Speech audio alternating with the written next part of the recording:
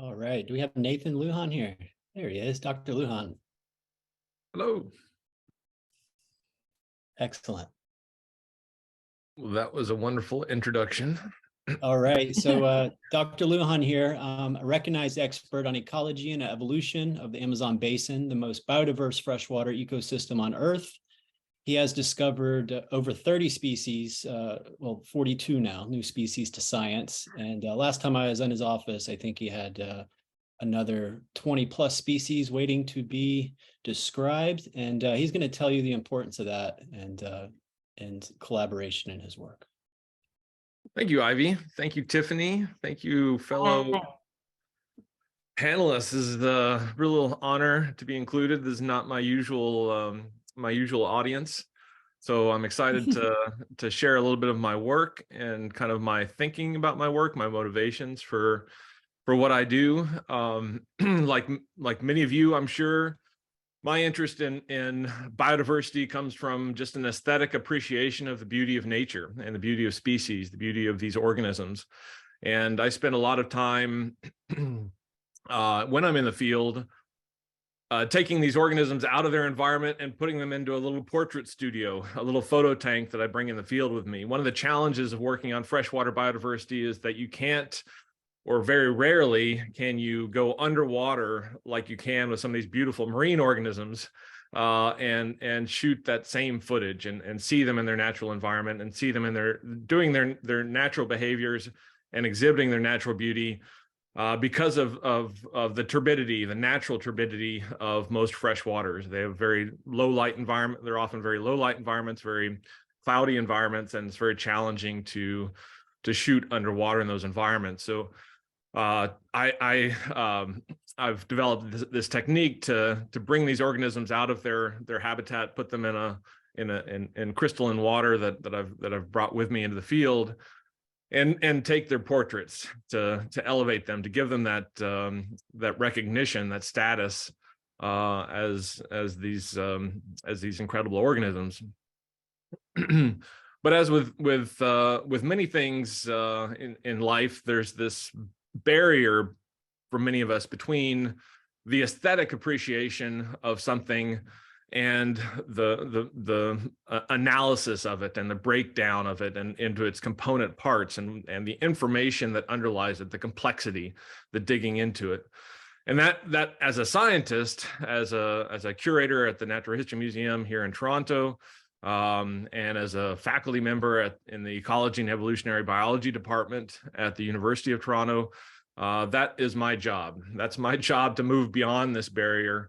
This is certainly a wonderful starting point, and I think an important tool for engaging people in the astounding diversity of a place like the Amazon basin.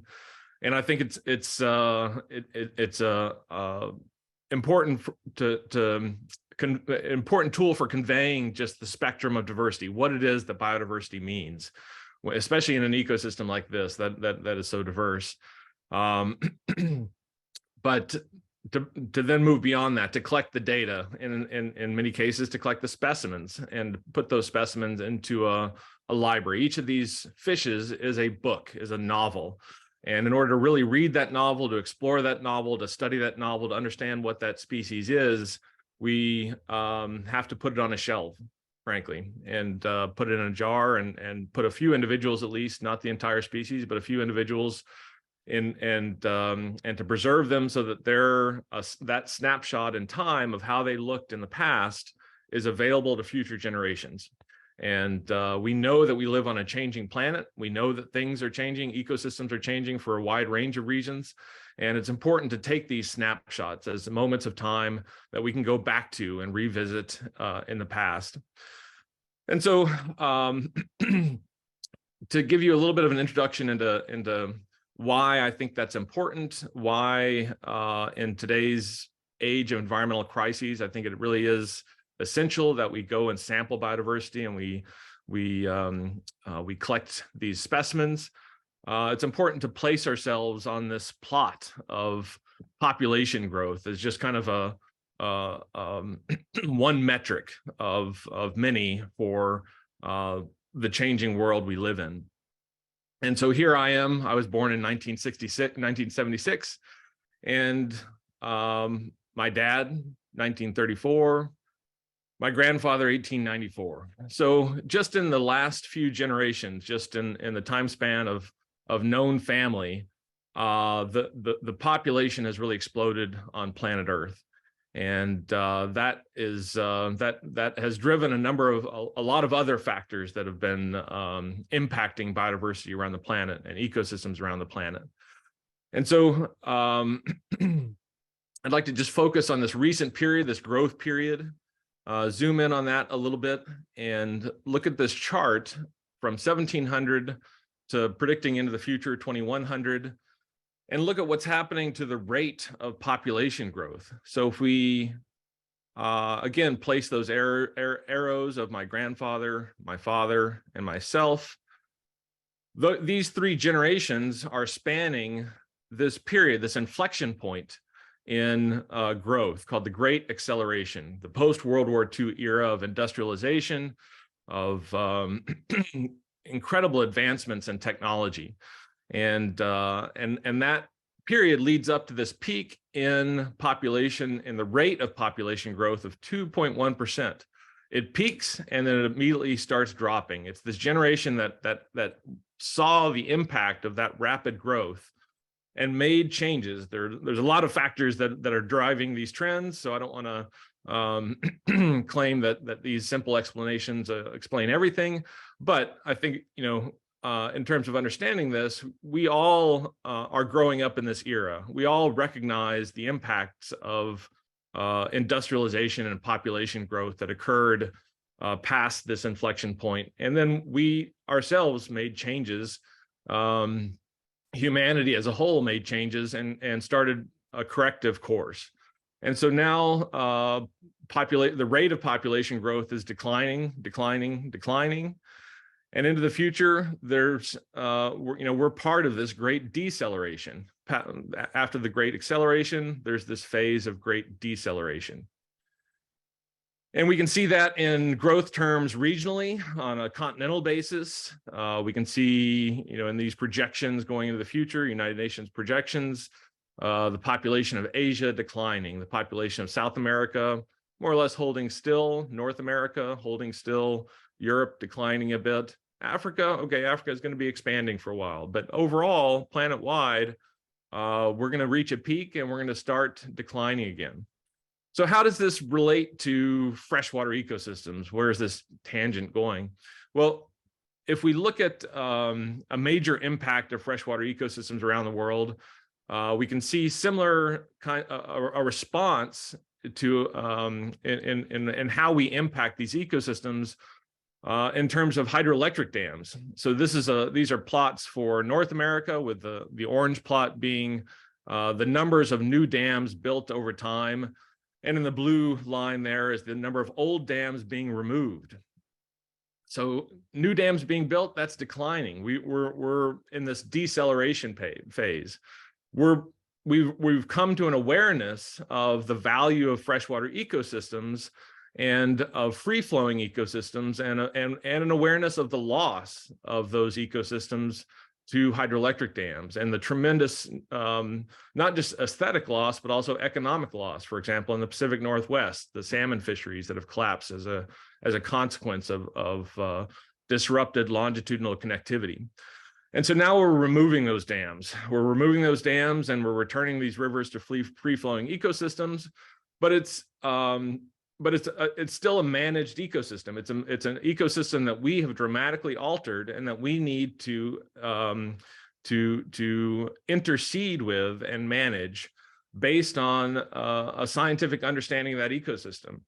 Unfortunately, in North America, in many cases, the rivers that we dammed, we didn't study very carefully before we dammed them. We have very few pre-impoundment surveys of many rivers in North America that date back to the period before the dams were built. And this has been a really important motivation in my research, because I come from my childhood and my early adulthood was heavily shaped by that era of that dam building era before the 1950s.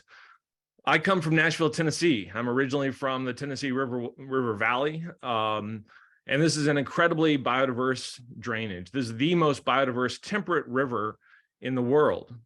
And we know that there are over 230 fish species living in the Tennessee River today, over 100 species of freshwater mussels, and over 50 species of crayfish. So this is just this incredibly biodiverse river system.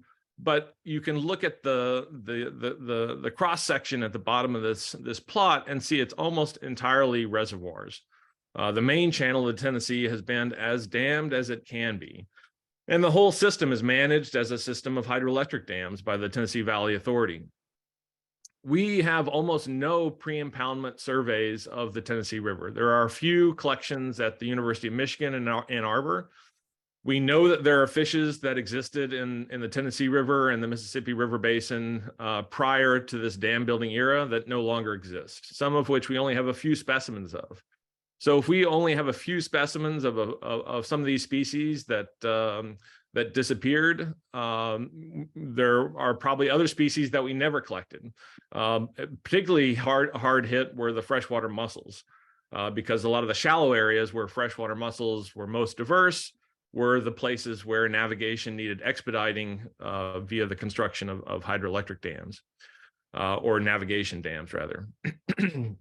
And so as we move through this era, as we move past this peak in terms of population and of development and exploitation of these natural ecosystems, and we look to the future, to future generations who are going to need to manage these ecosystems and manage the response of these ecosystems and attempt to return these ecosystems to some semblance of how they looked in the past, then we need to have these snapshots of biodiversity.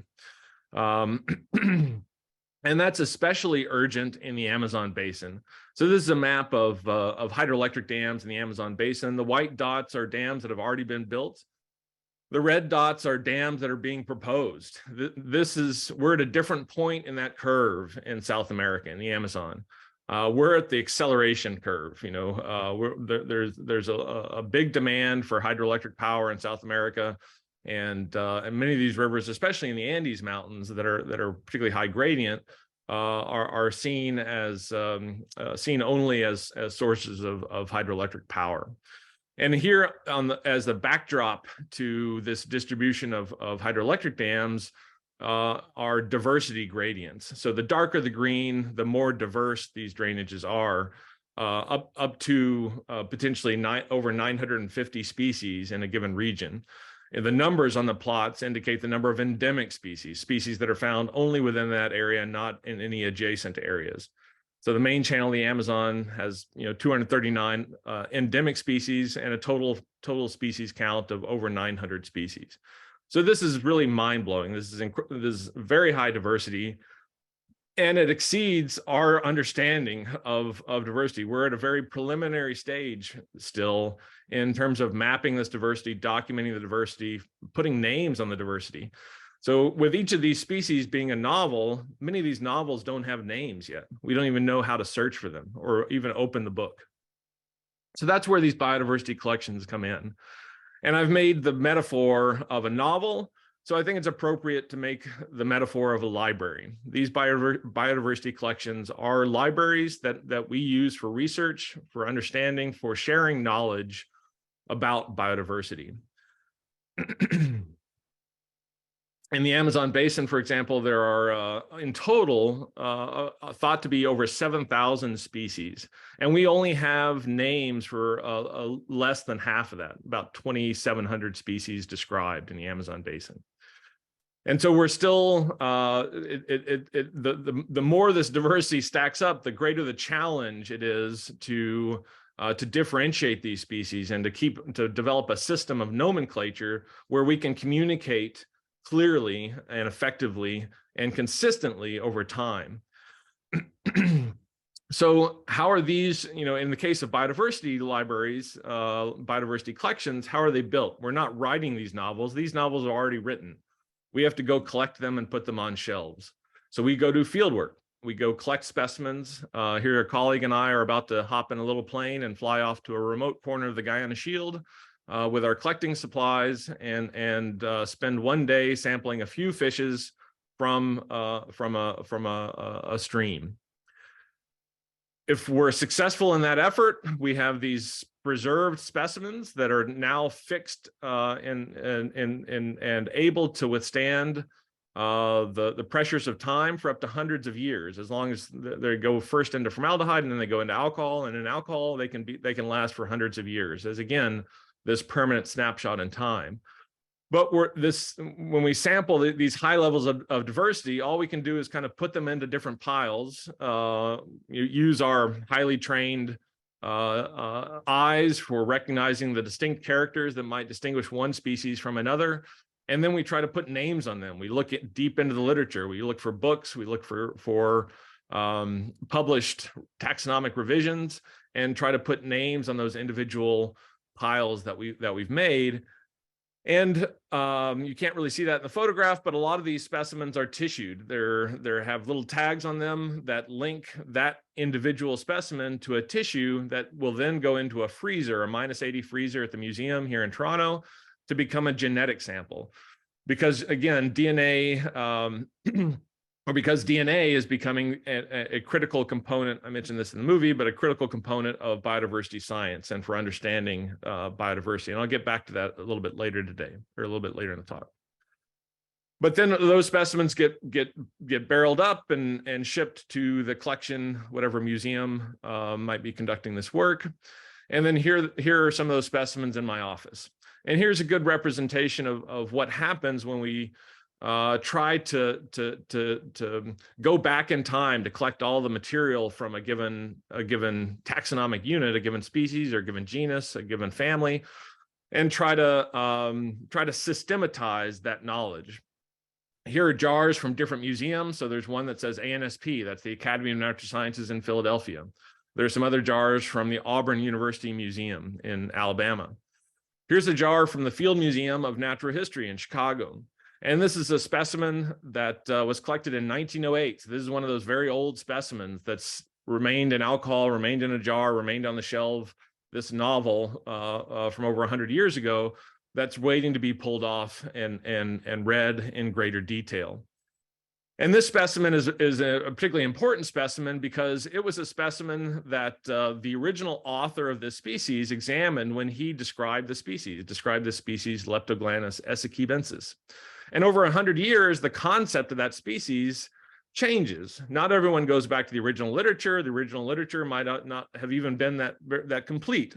So it's important to trace that knowledge over time about what a species is. And this is an internet server that aggregates all of that information and systematizes, puts it all together. And I just want to briefly walk through one of these listings because I think it's important to understand, again, when we think about biodiversity, what is the infrastructure? What is the information that's underlying the species that translate into our concepts of biodiversity? And so here there's different lines of information. Here's the information about the original description of the species. This species was described by Carl Eigenmann in 1912. It was published in the Memoirs of the Carnegie Museum. The original locality where the species was described was Crab Falls, Essequibo River, Guyana. The single most important specimen of the collection, the holotype, kind of this platonic ideal for the species, is this catalog lot, Field Museum of Natural History 53331. And I have here 5332, so that's one of the specimens right next to the holotype. So, you know, in terms of understanding what the species is, we can actually go back in time to the original specimen that he examined. And so there's no confusion about what it is that is linked to this species name. And then there are other specimens that were examined at the time. These are all specimens at different collections, different museums. There's a history of publications referring to the species in different contexts. Somebody thought it was a different genus, Myoglanus. Now it's back to leptoramdia, and then at the conclusion is the current status. So after all these changes and over 100 years has passed, what is it that it is now? It's still the same species. It's Essequibensis, and now we understand it to have a distribution in a little bit broader distribution than the original author understood it to have. So again, we go back to this biodiversity collection, and each of these jars relate to that kind of history, that kind of information, all of which is in a database. All the information linked to every one of these specimens is in a digital database that's searchable. And you can borrow these specimens wherever you're working in the world, wherever a scientist is working in the world. They can search that database, request these specimens on loan, just like borrowing a book from the library, and they can be sent to them for their biodiversity research.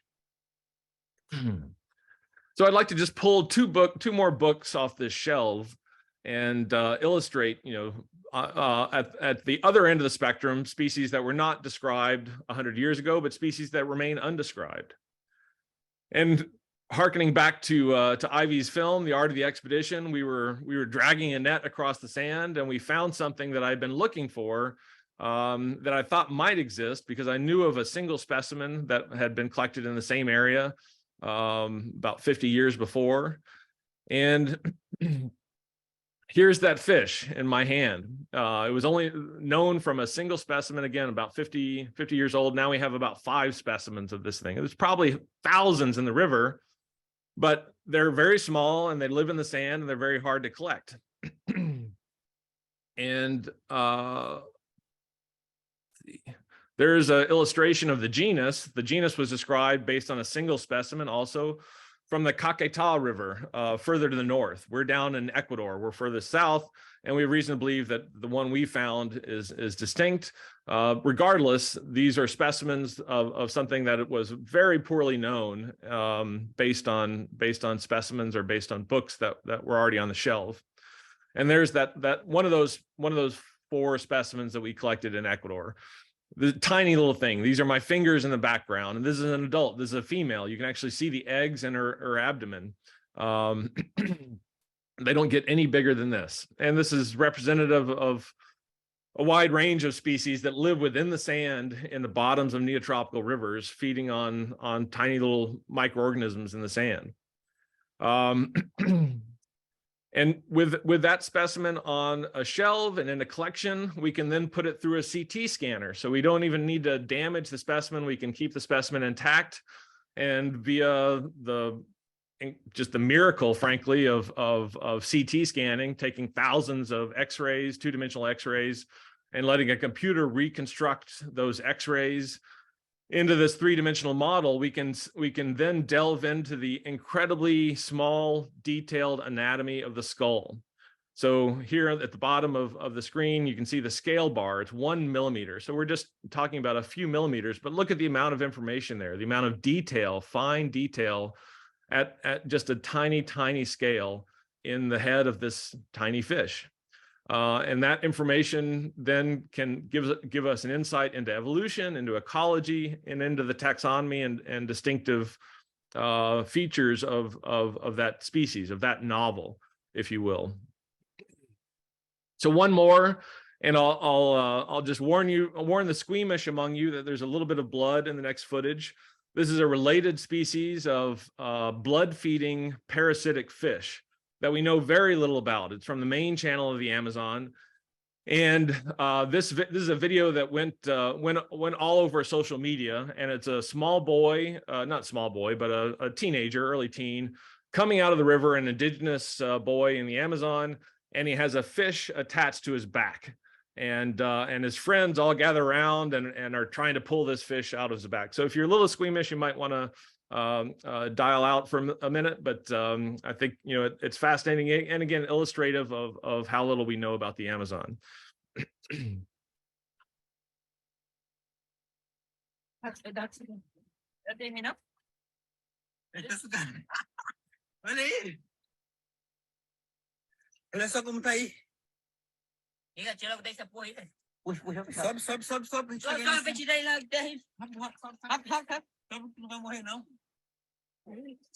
Caralho, achei pouco que tá sugando, moleque. Cadê? É doido, é? Olha aí. Olha aí como já tá. Tira daí, ó. Tá puxando. Tá puxando. Bicho, né? Porra. Sai daqui dele, não. So notice it was not bleeding at all while the fish was attached. It was consuming the blood and is basically like a vertebrate leech. It was it has this expandable stomach and was eating the blood. When this video went around on social media, my fellow ichthyologists and I were sharing it and wondering what was going on here. We had no idea of this behavior. And we knew of a few, we knew what, it turns out this is an undescribed genus and species that I'm working with some brilliant Brazilian colleagues on describing. This is the skull of that species. This is another CT scan showing the anatomy of the skull, and it helps to illustrate what is going on in that video and how that fish, what might have been happening in that child's back. One of the questions is, we knew relatives of the species, we were aware of relatives of this species, but nothing that could do this, nothing that could create its own wound like this. So we weren't sure of the circumstances. That video was going around on social media, and some people speculated, well, maybe that child had a pre-existing wound, had a cut in his back, and this fish went in and was able to exploit, you know, that cut, was drawn to it by the blood. But this fish has the anatomy. If we look in yellow there in the upper left-hand corner of the skull, there's a scalpel-like tooth that's very sharp, and that the fish could potentially move its head back and forth to open a wound. Potentially, we knew that was the anatomy based on the specimens. But there are only a few specimens of the species in existence, and they're only from the main channel of the Amazon. So none of the tributaries, the Tapajos, the Xingu, the Tocantins, none of these tributaries of the Amazon contain this species. It's only in the main channel of the Amazon, suggesting that it requires large animals that only live in that big habitat to complete its life cycle. And then another video made its way on social media that helped answer the question that we had. So someone else found one of these fishes, and here's a dead catfish. And if you've ever handled a catfish, you know that catfish skin is fairly tough. But here's that same undescribed kangaroo. It's in this group of fishes called kangaroos, and it's moving its head back and forth, and very quickly is opening a wound in the skin of that catfish. And in almost no time at all, has gotten underneath the skin. And if that catfish were alive, it'd be bleeding, and then that fish would have a blood meal. This not only is the taxonomy unknown, but this fish, most blood-feeding organisms, they're blood-feeding bats, they're leeches, have an anticoagulant associated with their saliva. And some of these anticoagulants have had medical applications. And so this is a totally unexplored area that we're just getting into. We're going to describe the species, and then we're going to work on some of these other molecular components of diversity. So I understand that, and there are concerns about collecting specimens, and we want to minimize the collection of specimens, but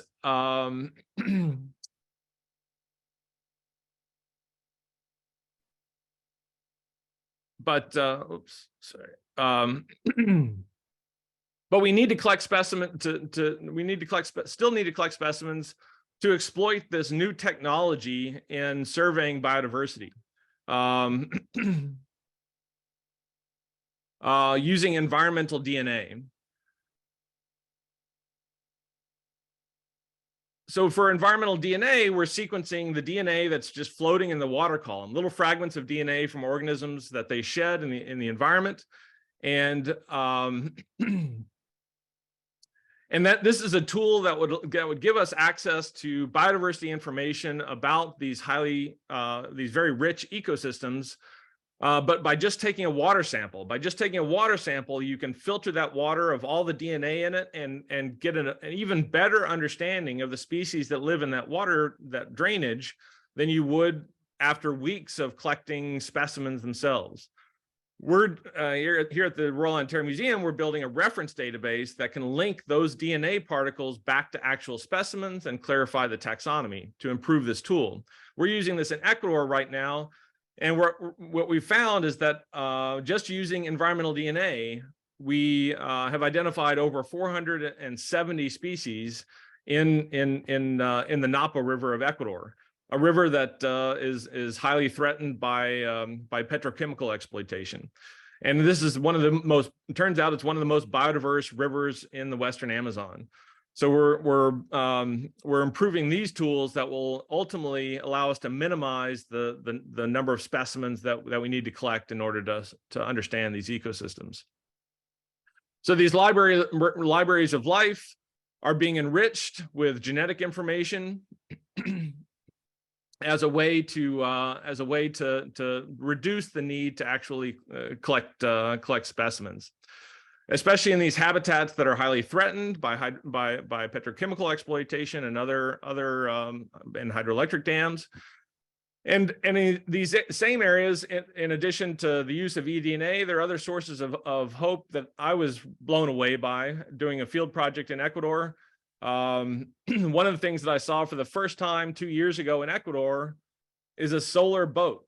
So for as long as I've been going to South America, these outboard engines, many times peques that produce a lot of smoke and emissions, have been the default form of transportation throughout the Amazon. But there's this change going on. There's this movement away from internal combustion engines to solar boats.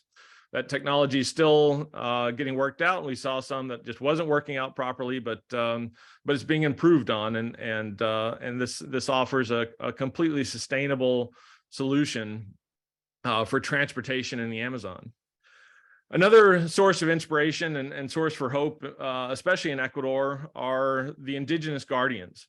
So Ecuador is a really interesting country in that in the 1990s, indigenous groups were granted land rights.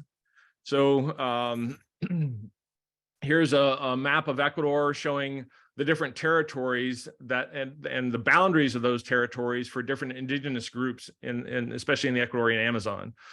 And that's had a dramatic impact on indigenous cultures in the area, giving them the right to shape their own future based on the resources that they know are theirs.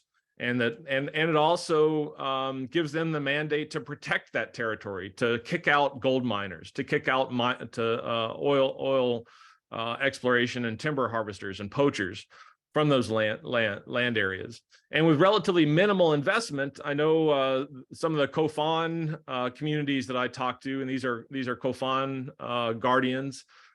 They received a few $100,000 a year from NGOs to mount these patrols. They would patrol their land and actively engage with these artisanal miners attempting to come in and pollute their streams with mercury and sediment.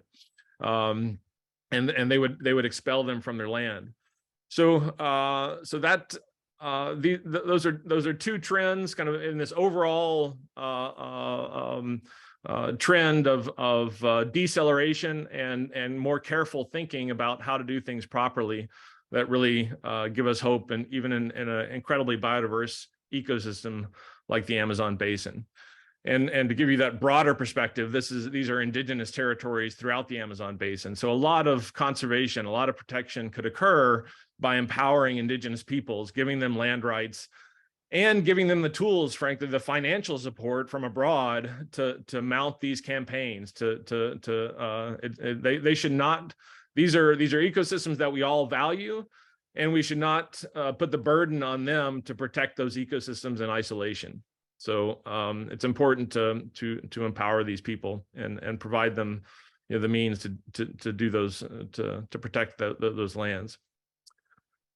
So with that, I'm really delighted to be able to share a little bit of my work with everyone at the World Hope Forum. Thank you for listening. Thank you.